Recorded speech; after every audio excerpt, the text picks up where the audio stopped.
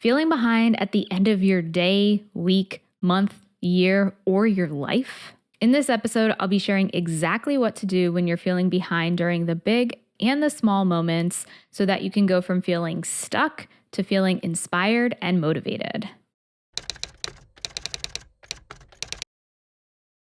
Thank you so much for tuning in. Now, this topic is important to address because when you feel behind, it can negatively impact your mood, behaviors, and the way you think, which affects everything. This can result in further procrastination, being hard on yourself, feeling frustrated and disappointed in yourself, and can negatively impact your performance at work, in your relationships, and more. Now, I'm going to be sharing first the foundation, so things that you can do in general when you're feeling behind. Then I'm going to dive into my framework for addressing short-term feeling behind. So these are practical steps if you're feeling behind in your day, week, month, etc. And then I'm going to dive into my framework for addressing the long-term feeling behind. So this includes feeling behind in your life. So first, let's look at the foundation. The first step is to question the feeling of feeling behind. Why are you feeling behind? Here are a few examples of why you might be feeling behind. And of course, this is not an exhaustive list. Maybe it's I didn't get everything on my to-do list done, something more short-term. I'm still living with my parents and all of my friends have moved out. I don't have a job that pays as much as my peers. I didn't meet my income goal for the year. I didn't get that promotion, or I missed a deadline. There can be many reasons why you're feeling behind. And first, putting it into words can seem simple, but can then help to give you something to work with. And this allows us to question this feeling. And one method of doing this is called Socratic questioning. And this is named after the Greek philosopher Socrates. And this is a method of asking open-ended questions to help you to dive deeper into things. And it's a technique that's often used in psychotherapy. Now, we're going to look at 3 questions specifically to help explore this feeling of being behind further. First, what is the effect of thinking or believing this? So let's say if you're thinking, I didn't get everything on my to-do list done. The effect is, okay, this is something that's factual, and this is going to maybe result in you feeling behind and discouraged. It could help to get you motivated, but sometimes it can also result in you feeling even more overwhelmed. What's the effect of you thinking, I didn't meet my income goal for the year? Again, you're going to feel down. You're going to be disappointed in yourself, and you might feel discouraged and feel like, I'm a failure. What's wrong with me? If you didn't get a promotion, or if you are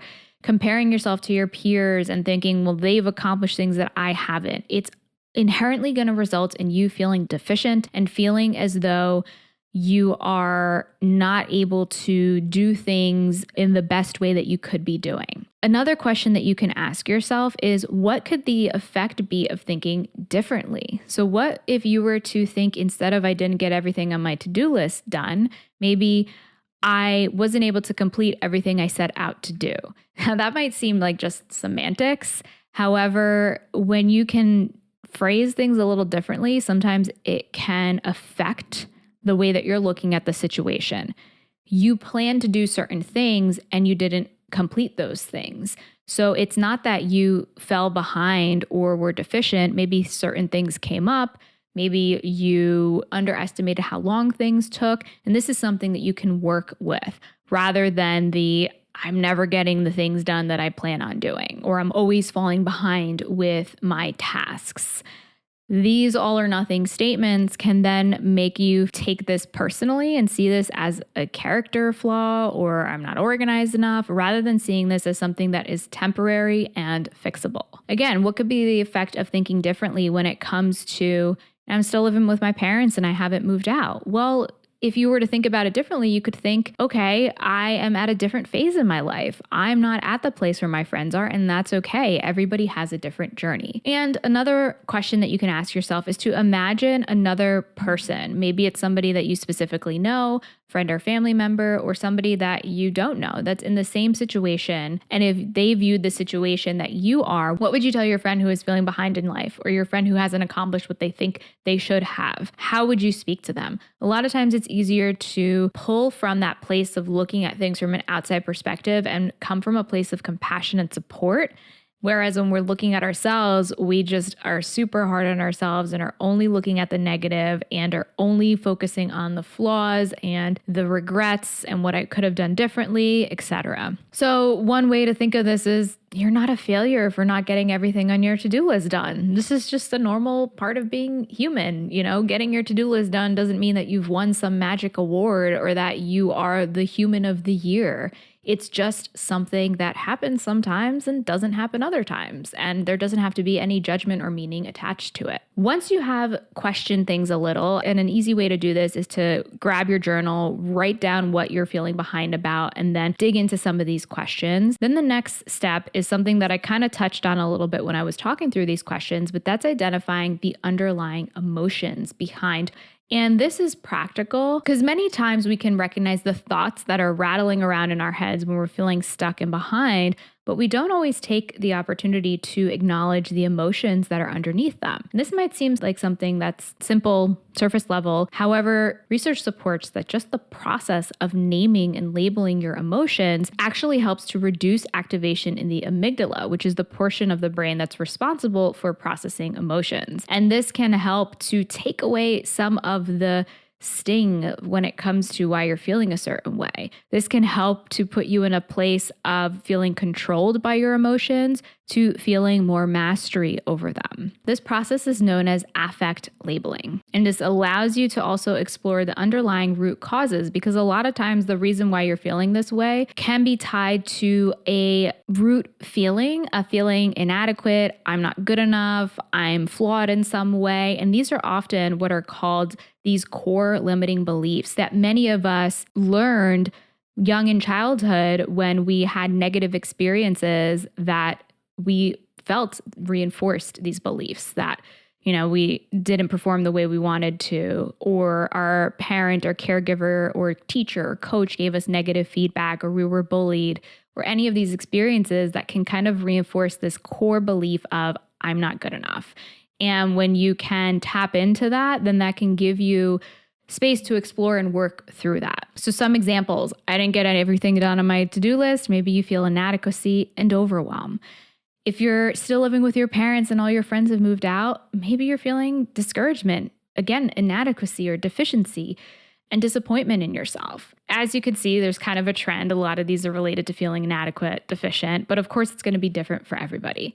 Maybe if you didn't meet your income goal for the year, you might be experiencing a fear of failure or financial anxiety or disappointment in yourself or negatively comparing yourself to others. And if you miss a deadline, maybe you're experiencing the fear of negative consequences or a fear of judgment from others. There could be many emotions that come up as a result of why you're feeling the way you do. And this is step 2 in the foundation of working towards addressing that feeling of being behind. Now we're going to dive into the short-term framework for what to do when you're feeling behind in your day, week, month, year, etc. So this is the PACE strategy. So it stands for P, pivot, A, adjust, C, control, and E, empower.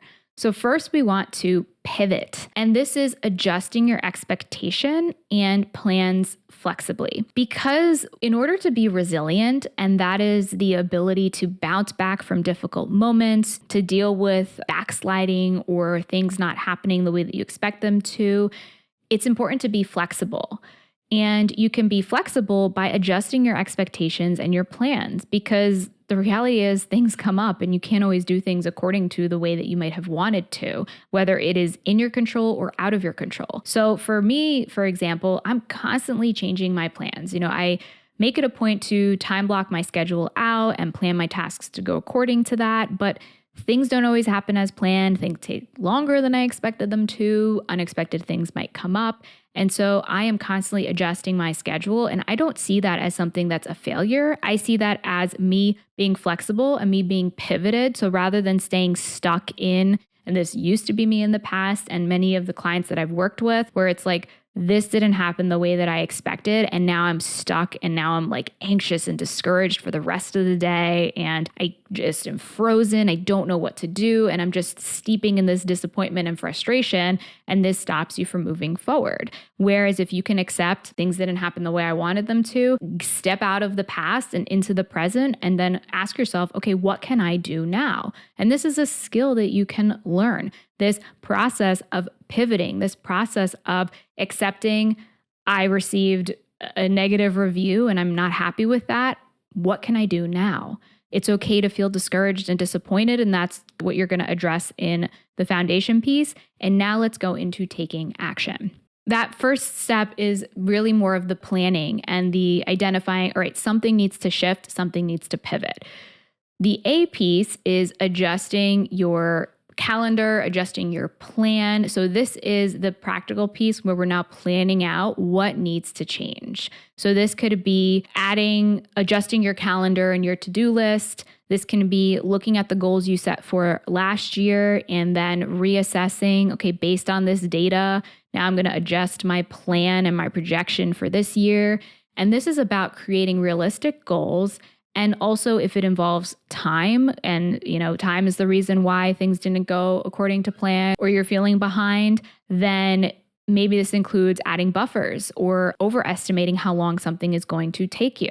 So this is when you're getting into the nitty-gritty, going in, adjusting your plans and not taking it personally. And the benefits of this are not just practical of creating an actual plan, but they're also psychological, because when you can get something out in writing and have a clear adjustment of things didn't go according to plan, this is what I'm going to do moving forward, it gives you more clarity and a sense of control rather than feeling stuck in I'm behind and then tomorrow I'm going to be behind and then the next day, and then it's just this never ending, always feeling like it's never enough. The C in PACE is for controlling what you can.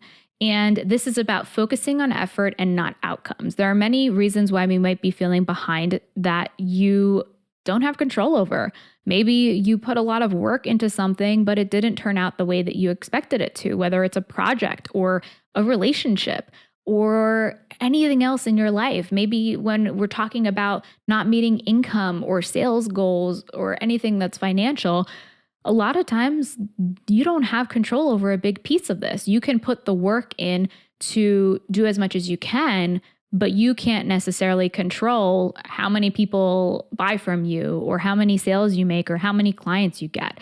And when we're focusing on things that we can't control and putting all of our effort on that and then measuring our worth by that, that's going to inevitably result in us feeling helpless. When we bring the focus back to what we can control on our effort, we are bringing things back into the driver's seat so that you can make practical decisions. And not only that, but also focus on the small actions that you can take daily to help you to work towards those goals and the plan that you identified in the P and the A part of the formula. So this includes identifying these small daily actions that you can take, focusing on the things that you can do little by little to build up and work towards meeting those goals that you have.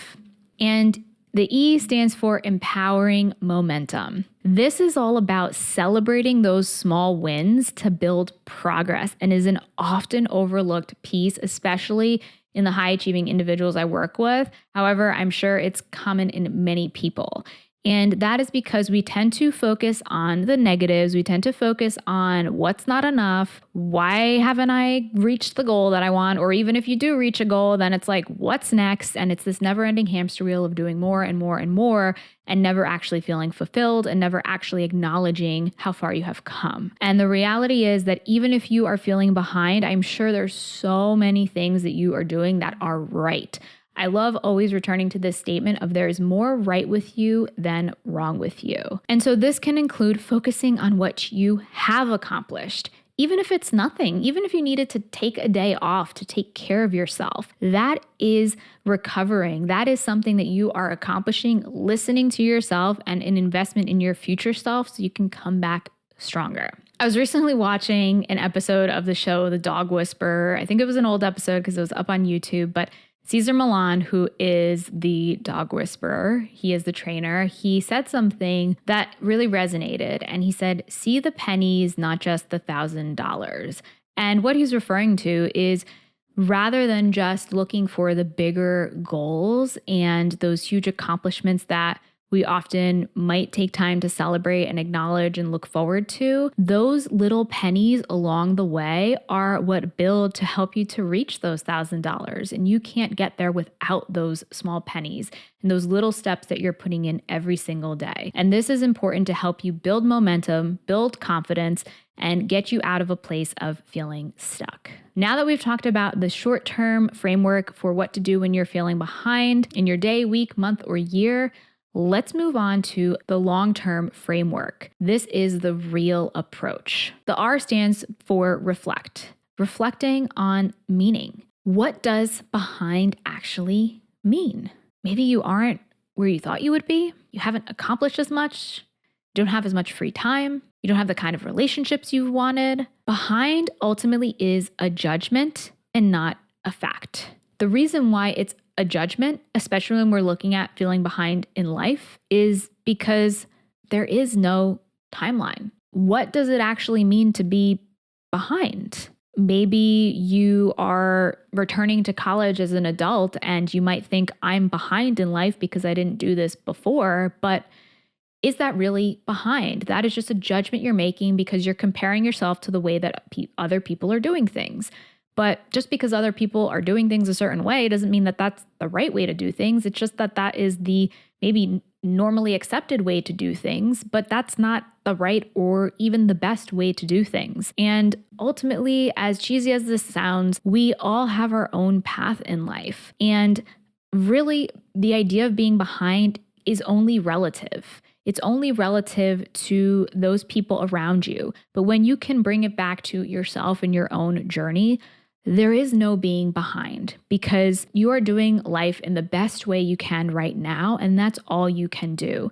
The more that you focus on the idea of being behind, then the more that that's just going to leave you feeling crappy about yourself. It's not going to help you to actually work towards the goals that you want or accomplish the things that you want.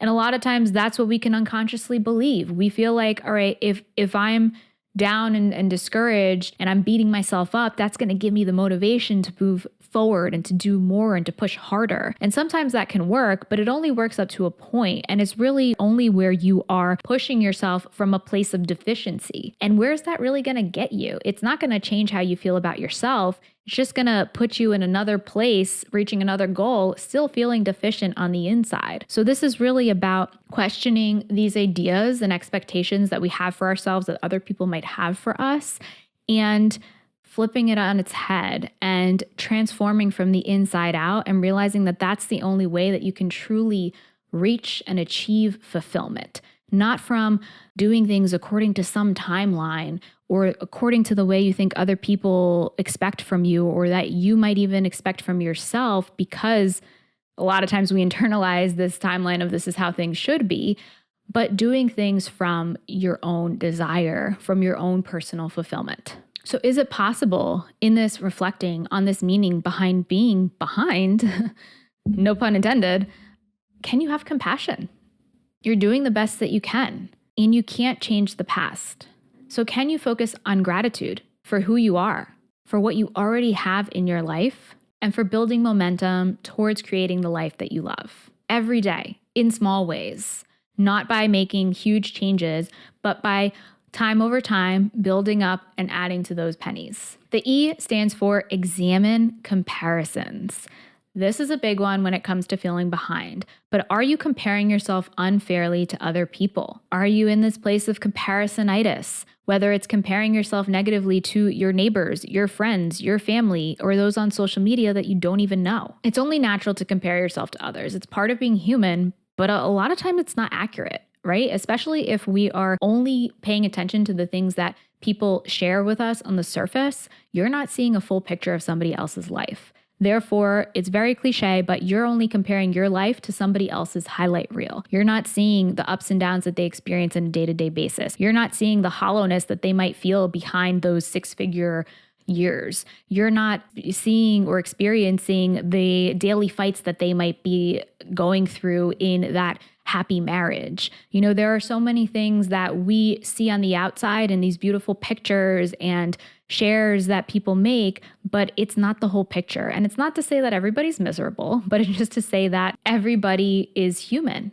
right? And part of being human is experiencing ups and downs and experiencing struggles. And even, that's why even the most successful people, even the richest or the most famous people, or the people in the quote unquote happiest relationships that you might strive to be like, even they struggle, even they suffer and have hard days and may even be unhappy with their lives. And this is important to give you some perspective and to realize that what are you actually comparing yourself to? Are you just thinking, when I achieve this milestone, then I'll be happy like this person? How do you know they're actually happy? Maybe they are. Even if they are happy, maybe that's not the right choice for you, or maybe it's not the best choice right now. When we compare ourselves to again, another cliche, but comparison is the thief of joy. When you compare yourself to others, everybody does things on their own time, and there is no perfect timeline. So check your comparisons. This can include even recognizing when you're being triggered. Maybe it's when you're going on Instagram, and maybe that can include unfollowing accounts that make you feel worse about yourself or like you're feeling behind.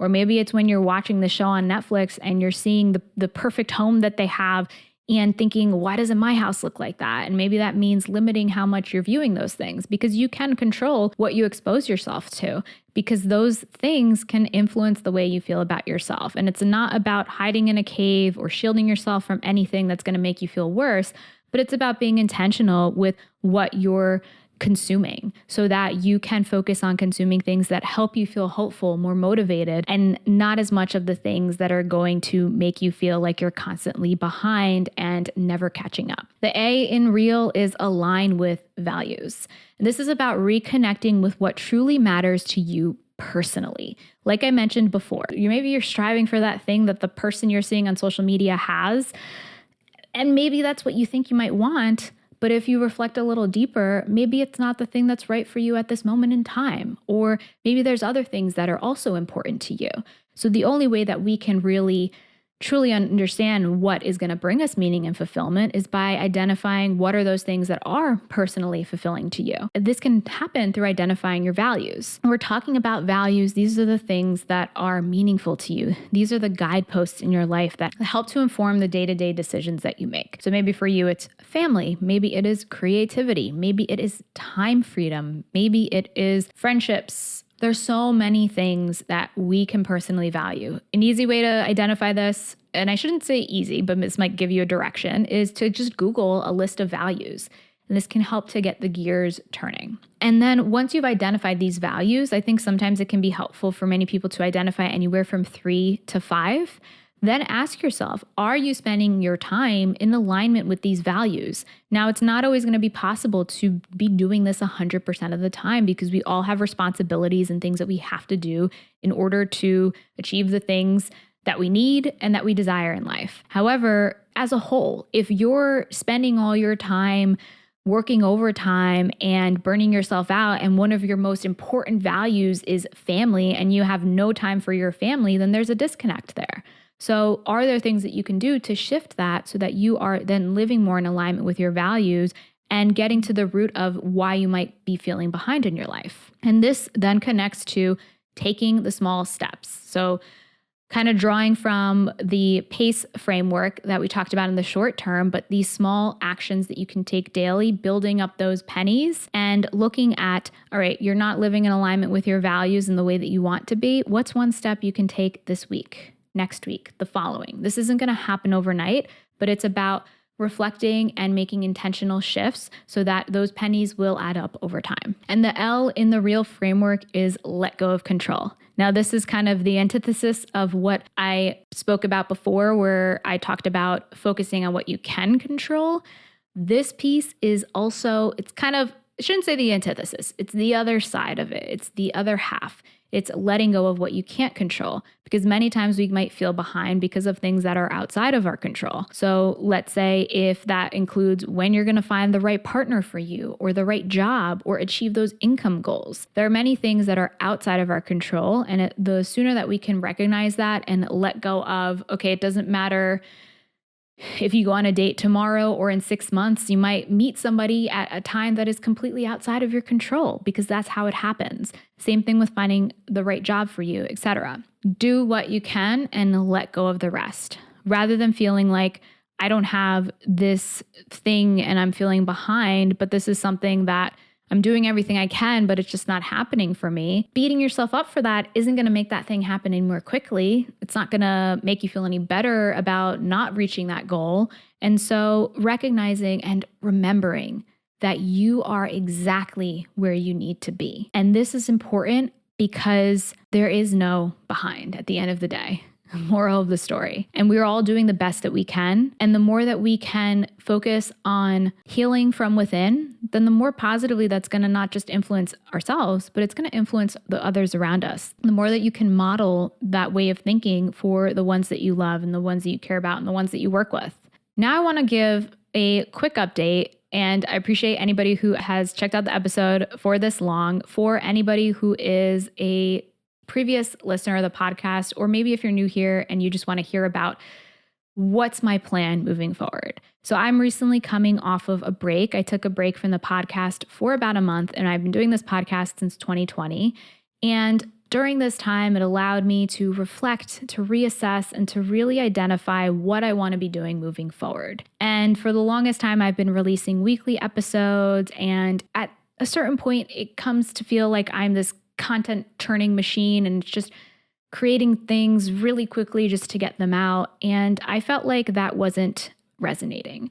Especially with me personally, I'm the kind of person that it can take time for me to think through things and plan through things. And when I was on this weekly deadline of releasing episodes, I didn't have that time that I would have liked to create something that was up to the quality that I would have liked, which hopefully it was reflected more in this episode. That's what I plan on doing and hope to do moving forward. And in order to do that, I'm going to reduce the frequency of my episodes from once a week to every other week.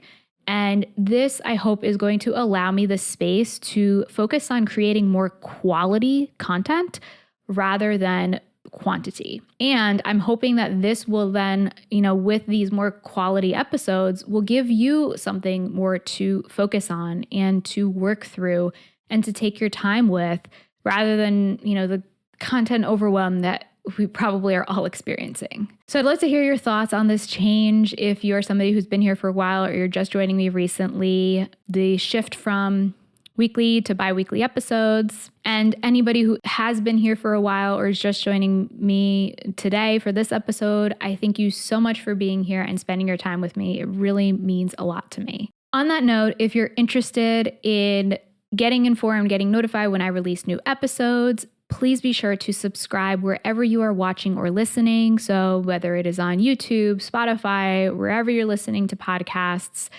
any support really means the world. And if you can also rate, review, or leave a comment, again, based on where you're listening, because that really helps not just me to know how I'm doing, but then it also helps my podcast to reach others so that they can benefit from this information as well. If you're interested in staying in touch on my behind the scenes, when I release new episodes and all of that, I have a weekly newsletter that you can subscribe to by going to calmlycoping.com/newsletter, and you can get all of the behind the scenes notifications. While you wait for the next episode, I have other episodes about calming your mind, improving your work-life balance, and feeling more confident from within that you can check out here. Thank you so much for tuning in today, and until next time, be calm.